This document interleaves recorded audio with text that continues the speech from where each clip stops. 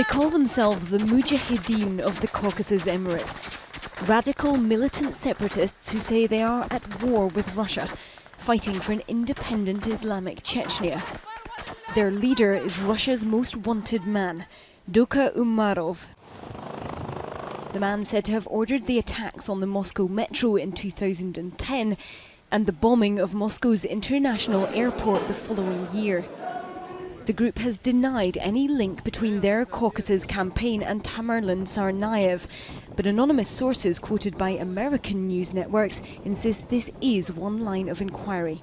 In a way, it confirms what I was suspecting, that the fighters in the North Caucasus are not really interested in extending their fight throughout the United States. I mean, it clearly shows that they are more interested in their fight in the North Caucasus and maybe in Russia. And it's also interesting because it tells us that maybe the bombers in Boston were not really strongly linked, or maybe were not able to connect with these people. What we do know, based on interviews with his family, is that in 2010, Tamerlan Tsarnaev became more interested in religion.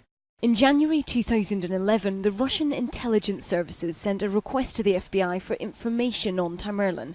The FBI did interview him along with members of his family and carried out background checks on websites he'd visited and his travel history and plans. Nothing was discovered, and the FBI provided this information to their Russian counterparts in the summer of that year. At the start of 2012, Tamerlan visited Russia and returned to the US 6 months later.